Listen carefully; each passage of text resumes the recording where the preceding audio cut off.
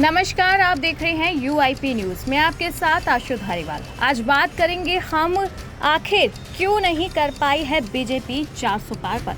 दरअसल यहाँ पर बीजेपी ने लोकसभा कैंपेन के साथ ही 400 पार का नारा जो है यहाँ पर बढ़ चढ़ कर बोलना शुरू कर दिया था। बीजेपी को लगता था कि 400 पार तो इस बार हो ही जाएगी, 400 सीटें उनके खाते में आ ही जाएगी। लेकिन बात करें असलियत की, ज़मीनी हकीकत की, तो आंकड़े आए 240 के सामने। बीजेपी को बड़ा झटका लगा। अगर बहुमत मिलती भी है तो बीजेपी 292 या 93 पर आखिर आकर रुक जाएगी, यानी कि 300 पार नहीं हुआ और 400 पार का नारा दिया था। अब बात ये उठती है कि चाणक्य की राजनीति आखिर कैसे यहाँ पर दम तोड़ी, यानी कि कैसे बहुमत भी नहीं मिल पाई। यहाँ पर जो 272 की थी बीजेपी, उसमें भी 32 सीटें पीछे चल रही है, क्योंकि सिर्फ और सिर्फ 240 पर आकर सुई जो है वो बीजेपी की अटक गई। आज हम बात करने वाले हैं कि ये बड़े मुद्दे बीजेपी ने उठाए थे और कैसे इन मुद्दों के जरिए ही बीजेपी फेल हो गई और इंडिया अलायंस उन्हीं मुद्दों की वजह से ऐसी पारी मारी कि यहाँ पर इंडिया अलायंस ने एक बड़ा मुकाबला जो है यहाँ पर बीजेपी को दिया है। तो चलिए करते हैं आज के स्पेशल रिपोर्ट की शुरुआत। बीते 2 लोकसभा चुनावों में मजबूत प्रदर्शन, बीते 5 साल के कार्यकाल में राम मंदिर और जम्मू कश्मीर के अनुच्छेद 370 हटाने का वादा करने के बावजूद आखिर क्यों इस बार भाजपा को आम चुनाव में बहुमत नहीं मिला, ये सबसे बड़े सवाल हैं। क्योंकि जहां राम मंदिर बनवाया, यानी कि अयोध्या, उसी सीट से बीजेपी हार गई। तो ये बता दें कि बड़े सवाल हैं, क्योंकि यहाँ पर कौतूहल इस बात पर भी है कि आखिर तमाम एग्जिट पोल और अनुमानों के बावजूद इंडिया गठबंधन ने अपने प्रदर्शन को कैसे बेहतर किया। क्योंकि इंडिया गठबंधन एग्जिट पोल में डाउन जा रहा था। जो बीजेपी सपोर्टर थे, जो एनडीए थे, वो काफ़ी खुशियां मनाते दिख रहे थे। लेकिन जब रुझान आने लगे तो कहीं ना कहीं इंडिया की जो एक नाराज़गी थी वो खुशी में बदलने लगी, क्योंकि इंडिया उसमें आगे जा रही थी। तो एनडीए जो खुश थे वो कहीं ना कहीं अब पछड़ते हुए दिख रहे थे। आइए इस पे डिटेल में आज बात करेंगे। इस बीच सवाल ये भी है कि आखिर बीते 2 लोकसभा चुनावों में मजबूत प्रदर्शन, बीते 5 साल के कार्यकाल में राम मंदिर, जम्मू कश्मीर से अनुच्छेद 370 हटाने का वादा पूरा किया, फिर भी बीजेपी पीछे रह गई। अब यहाँ पर गौरतलब ये है कि लोकसभा चुनाव में विपक्षी दलों के इंडिया गठबंधन ने जीत हासिल की है। मज़ेदार बात भी यही है, जहाँ एनडीए गठबंधन ने भाजपा सबसे बड़ी और मुख्य पार्टी रही, वही इंडिया गठबंधन में कांग्रेस के नेतृत्व के बावजूद इससे जुड़े क्षेत्रीय दल अपने राज्यों में काफ़ी मजबूत रहे। जहाँ एनडीए में सिर्फ कुल क्षेत्रीय दल आंध्र प्रदेश में टीडीपी 16 सीट, बिहार में जेडीयू 12 सीट, लोजपा 5 सीट और महाराष्ट्र में शिवसेना 7 सीटें ही अपने दम पर भाजपा से अलग पहचान कायम रखने में सफल हुई है। टीडीपी की बात करें तो पहले वो एनडीए में थी, एनडीए छोड़ा और उसके बाद फिर से एक बार टीडीपी का एनडीए में शामिल होने की बड़ी खबरें चल रही है। इसे लेकर आज मीटिंग भी हो रही है।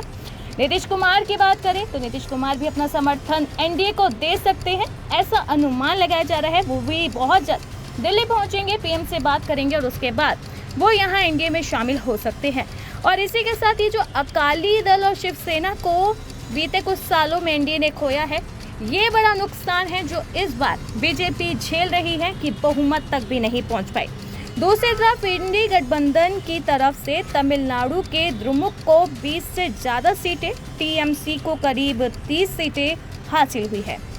इसके अलावा समाजवादी पार्टी ने यूपी में करीब 40 सीटें, आम आदमी पार्टी ने पंजाब में 3, माकपा को 4, शिवसेना उद्धव बाला साहिब को 9 सीटें, राकांपा एसपी को 7 सीटें, राजद को 4 सीटें मिलती दिख रही है।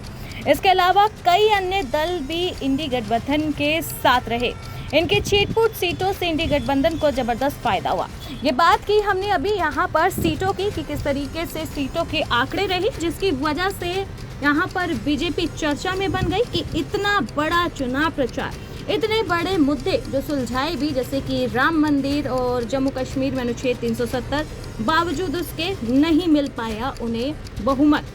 पहली वजह जो यहाँ पर हो सकती है कि इंडिया गठबंधन इसलिए आगे निकला क्योंकि एक साथ मिलकर चुनाव लड़ा। इंडिया गठबंधन ने न सिर्फ खुद को टूटने से बचाए रखा बल्कि अलग अलग पार्टियों के नेता को एक मंच पर आवाज बुलंद करने का बराबर का मौका दिया। जैसे कि यूपी में अखिलेश और राहुल गांधी ने एक साथ स्टेज साझा किया।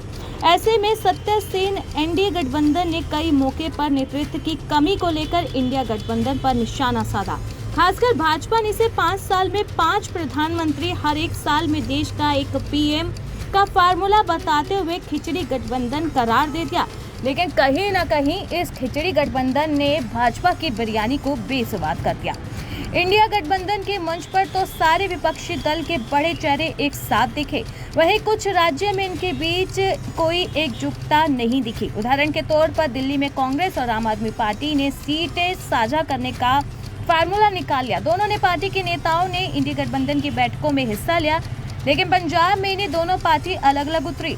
इसके बावजूद चुनाव में दोनों ही पार्टी को कुल मिलाकर फायदा ही हुआ। कुछ यही हाल इंडिया गठबंधन की बैठकों के साथ दिखने वाले कांग्रेस और लेफ्ट पार्टी के गठजोड़ का भी हुआ।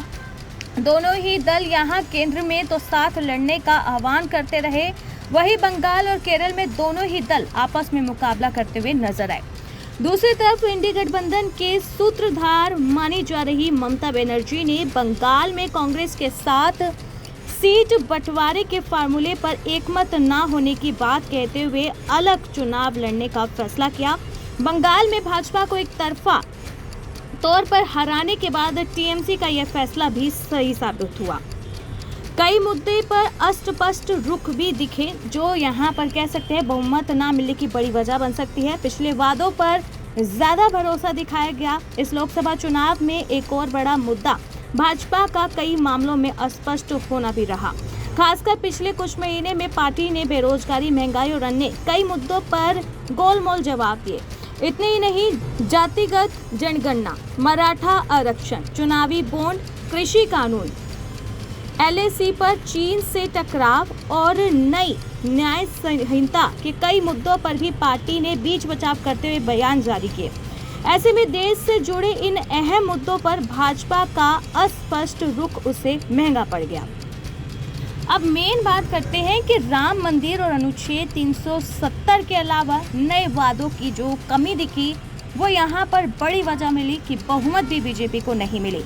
भाजपा के लिए 2019 में 2 बड़े वादे, अयोध्या में राम मंदिर के निर्माण की कोशिशें जारी रखना और जम्मू कश्मीर से अनुच्छेद 370 को हटाने के प्रयासों ने जनता को अपनी तरफ खींचा था। हालांकि इस बार पार्टी अपने इन 2 वादों को पूरा करने के नाम पर वोट मांगती नजर आई। यहां तक कि भाजपा के घोषणा पत्र में भी इस बार नए वादों की काफी कमी देखी गई। पार्टी ने अधिकतर वही वादे दोहराए जिन्हें वह पहले कई मौकों पर आगे बढ़ने की बात कर चुकी है। ऐसे में नए वादों की कमी के चलते वोटरों का ध्यान उन पार्टी के और नहीं गया जिन्होंने नए वादों को प्राथमिकता दी थी। और कहीं न कहीं यही बड़ी वजह बनी कि राम मंदिर और अनुच्छेद 370 में जिस तरीके से बीजेपी ने शिक्षा को, एम्प्लॉयमेंट को, रोजगार को, महंगाई को इग्नोर किया, वही बता दें कि बड़ी वजह बन गई है कि बीजेपी को इस बार बहुमत नहीं मिली है।